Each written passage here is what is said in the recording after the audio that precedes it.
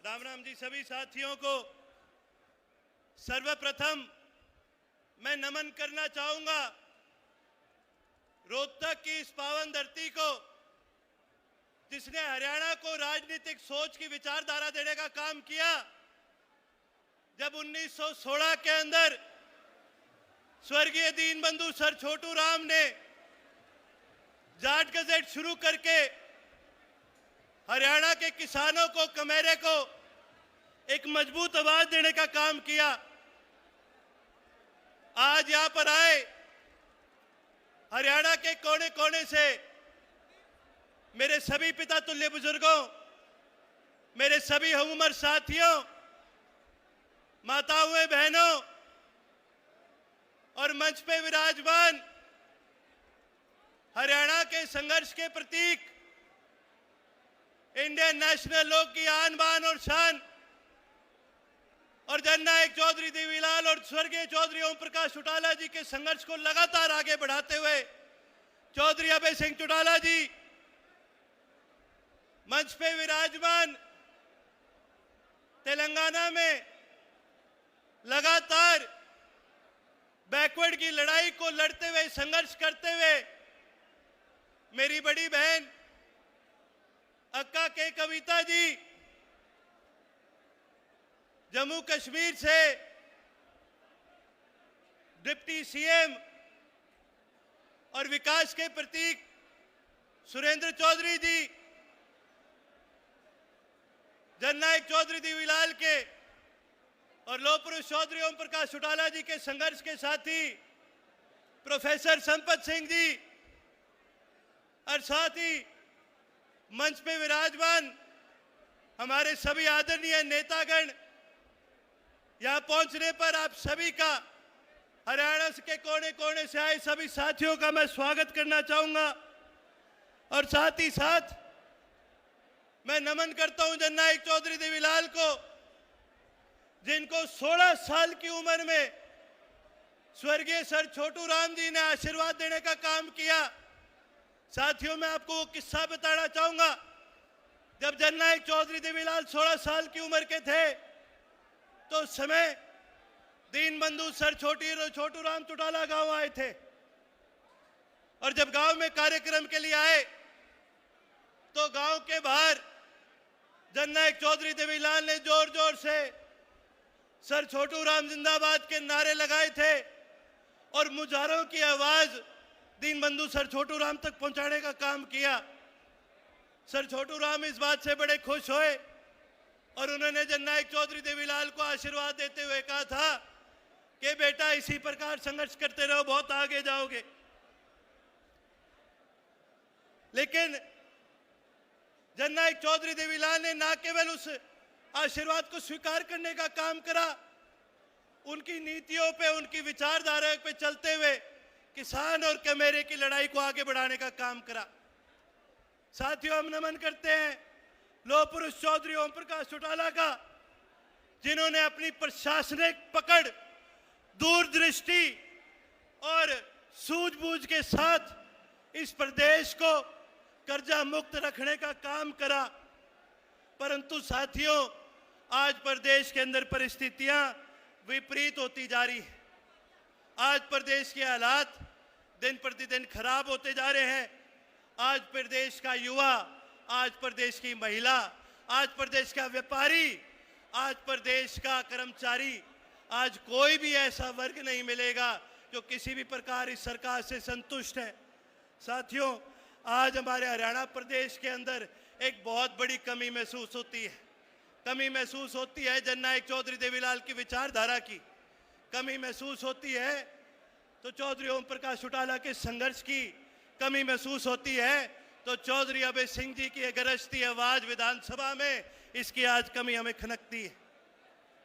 साथियों, मैं आज आप सभी के आगे प्रदेश के मौजूदा जो हालात हैं वो रखने के काम करूंगा।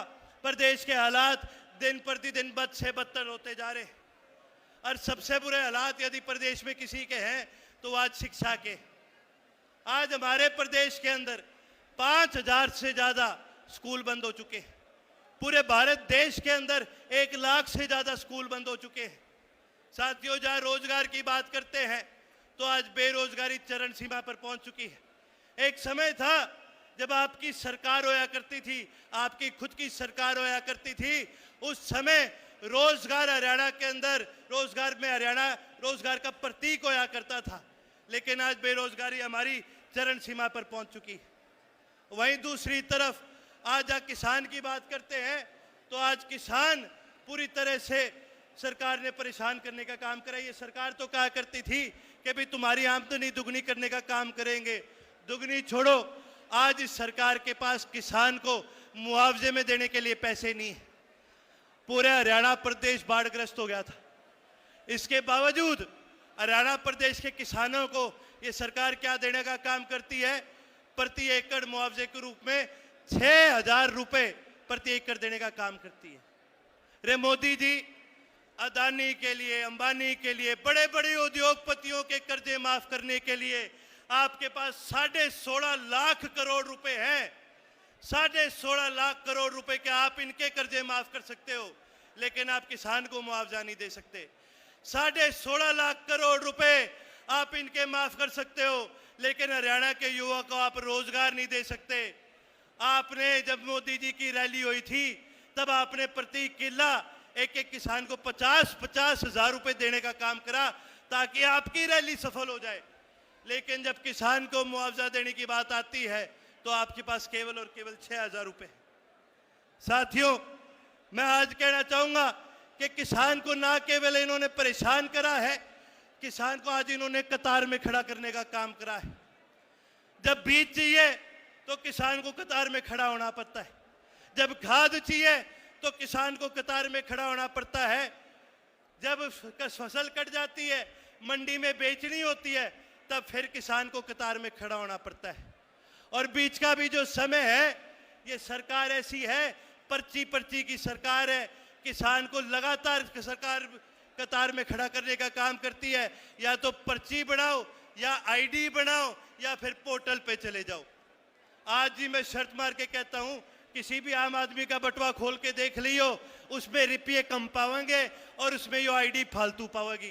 कभी फैमिली आईडी, कभी आधार कार्ड, कभी प्रमाण पत्र, कभी कह देंगे जी यो थारा प्रॉपर्टी आईडी। आज इतनी आइडिया बना चुके हैं जिसका कोई रुकना नहीं। और जितनी आइडिया हैं उतने इनके पोर्टल बनेंगे। और पोर्टल भी इसी बनावेंगे कि जो जरूरत पड़ेगी इन पोर्टलों की, जब यो काम भी कौन करांगे। और इनसे पूछ लो कि भी काम के करा तो न्यू चौड़े हो कहेंगे भाई हमने पोर्टल बना दिया। भाई धन्य हो थारा, तो हमने इतना बड़ा काम कर दिया। रे जननायक चौधरी देवीलाल ने तो बुजुर्गों को मान सम्मान दिया था, 100 रुपए पेंशन दी थी, एससी और बीसी की चौपाल बढ़ाने का काम करा था, कन्यादान में 5100 रुपए देने का काम करा था। और तो हमने क्या करा? हमने पोर्टल बना दिया। चौधरी ओम प्रकाश चौटाला ने इस प्रदेश को गुड़गांव जैसा शहर बना के देने का काम करा। इस प्रदेश नहीं, इस देश को खेल नीति देने का काम करा। चौधरी ओम प्रकाश चौटाला ने इस प्रदेश के युवा को रोजगार देने का काम करा। चौधरी ओम प्रकाश चौटाला ने इस प्रदेश के किसान के पानी की लड़ाई को लड़ने का काम करा। और आपने क्या करा? यो बीजेपी वाले ने क्या करा? इनने पोर्टल बनाए। ये वो लोग हैं जिनका समाज में कोई आना जाना नहीं है। आज हमारे भाग खराब क्यों है? क्योंकि इस देश को चलाने वाला आदमी भी एक ऐसा आदमी है जिसका कोई परिवार नहीं, अरे जिसका समाज में आना जाना नहीं, जिसका परिवार नहीं, वो हमारा क्या करेगा? चौधरी ओम प्रकाश चौटाला जी हमेशा एक बात कहा करते थे कि भाई ये किसी काम के नहीं, इनके घर में ना गऊ है ना इनके घर में बहू है। और इस प्रकार के लोग कभी समाज का सुधार नहीं कर सकते थे। साथियों, एक समय था जब संसद के अंदर किसान की आवाज गर्जा करती थी और बॉर्डर पर जवान गर्जा करता था। कभी चौधरी चरण सिंह के रूप में, तो कभी चौधरी जननायक चौधरी देवीलाल के रूप में संसद में किसान गर्जा करता था। लेकिन आज की एक ऐसी सरकार है जिसने संसद तो छोड़ो, देश की राजधानी के राह भी जो है वो किसान के लिए बंद करने का काम करा है। जितनी सुरक्षा भारत पाकिस्तान के बॉर्डर पर नहीं लगती, उससे ज़्यादा सुरक्षा, उससे ज़्यादा बड़े बैरिकेड इन्होंने दिल्ली के चारों तरफ लगाने का काम करा, ताकि इस देश का किसान गलती से दिल्ली ना पहुंच जाए। यह आज इस प्रदेश के और देश के हालात हो चुके। साथियों, मैं आपके माध्यम से इस सरकार को याद दिलाना चाहूँगा, जो आज धर्म के नाम पर हमें बांटने का काम करती है, जो जात पात पे हमें बांटने का काम करती है, मैं उस सरकार को बताना चाहूँगा, हम रोहतक की धरती में है, जहाँ स्वर्गीय दीनबंधु सर छोटू राम ने जन्म लिया था, जिनको दीनबंधु की उपाधि मुल्तान के दलितों और मुसलमानों ने देने का काम किया।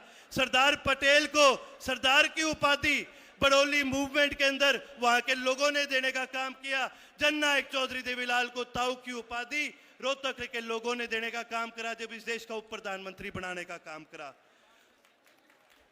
उसी प्रकार आज हमारे देश के अंदर ऐसे लोगों की कमी है, आज ऐसे लोगों की जरूरत है। मैं तो कहता हूं सभी साथियों से, आज इसी धरती पे खड़े होकर के हम भी एक संकल्प लेने का काम करते हैं कि चौधरी अभय सिंह चौटाला को मुख्यमंत्री की उपाधि देने का काम करेंगे, इस प्रदेश की बागडोर आपके हाथ में देने का काम करेंगे।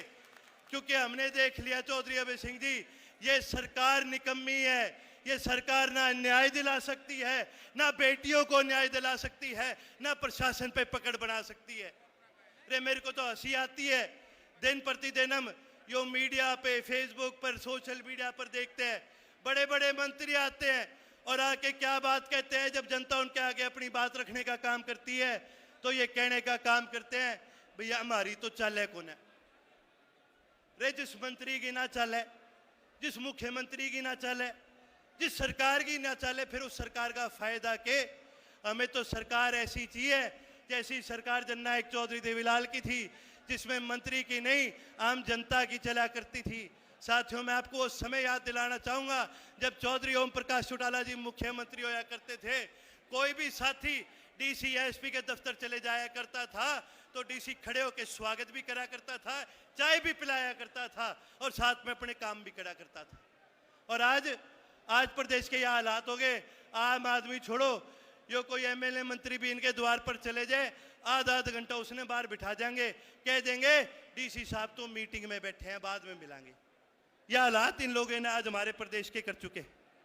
साथियों, मैं ये एक चीज कहना चाहूंगा कि हम तभी मजबूत हो सकते हैं जब हम संगठित होकर के दोबारा अपनी आवाज को इस देश की विधानसभा में मजबूती में पहुंचाने का काम करें, जब इस देश की सबसे बड़ी संसद में हम अपनी आवाज को पहुंचाने का काम करें। साथियों, पंजाबी में कहावत है, पेट ते ना पई रोटियां, सारी गल्लां खोटियां। इस सरकार ने केवल जुमले देने का काम करा है और इसका नुकसान सबसे ज्यादा किसको उठाना पड़ा? हमारे प्रदेश के युवा को उठाना पड़ा। आज साथियों, हरियाणा प्रदेश में कितने ऐसे सैकड़ों गांव हैं जो आज खाली हो चुके हैं। करनाल में गोलपुरा, जींद में दुराना, मोरखी, कालवा, कैथल में मोटोर, ये ऐसे गांव हैं जहां पर आपको युवा नहीं मिलेंगे। आज वो युवा बेचारा बन चुका है, मजबूर हो चुका है, अपनी जमीनें गिरवी रख के डंकी रूट से बाहर जाने का काम कर रहा है। और सरकार के लिए भी कितनी दिक्कत की बात है और उनके परिवार के लिए भी कितनी दिक्कत की बात है। कई बार युवा की मृत्यु हो जाती है, परिवार को महीने महीने इंतजार करना पड़ता है, 2-2 महीने इंतजार करना पड़ता है, वो युवा वापस कभी अपने परिवार के पास नहीं पहुंच पाता। आज हमारे प्रदेश के हालात ये दिन प्रतिदिन बदतर करते जा रहे हैं। एक समय था जब हरियाणा खेल के अंदर खेल का सबसे बड़ा प्रतीक माना जाता था।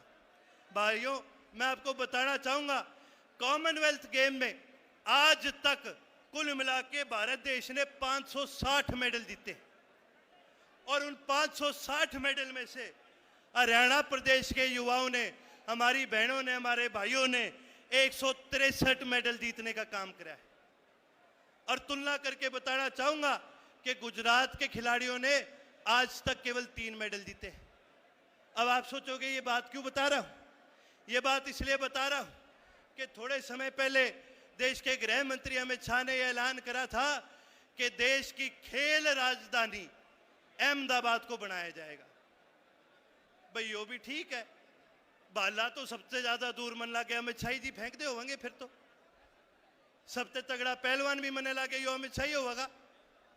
खिलाड़ी सबसे मजबूत हरियाणा प्रदेश के, मेडल हम ले गया वहां, पहलवान मारे तगड़े, खिलाड़ी मारे तगड़े।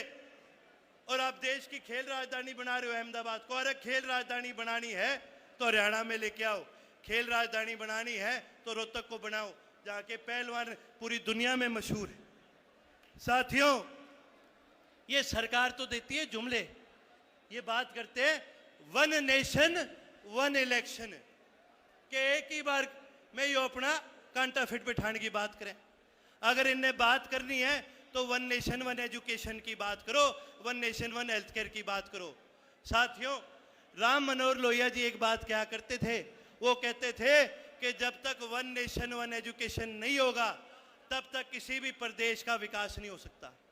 और इस सरकार ने क्या करने का काम करा, वन नेशन वन एजुकेशन तो दूर की बात, इन्होंने तो स्कूल बंद करने का काम करा है। आज दुख की बात है, हरियाणा में सरकारी स्कूल कम है और सरकारी ठेके ज्यादा खुली है। आज दुख की बात है कि हरियाणा प्रदेश के अंदर आज जो सरकारी स्कूल है ना तो उनके अंदर मास्टर पाओगे, ना उनका ढांचा ऐसा पाओगा जहां पर बच्चे पढ़ सके। सरकार, साथियों, मैं बताना चाहूंगा, डॉक्टर अंबेडकर हमेशा कहा करते थे कि शिक्षा ऐसा दूध है जो पिएगा वही दाढ़ेगा। लेकिन दुख की बात यह है कि सरकार ने साजिश के तहत हरियाणा प्रदेश के स्कूलों को कमजोर करने का काम करा है।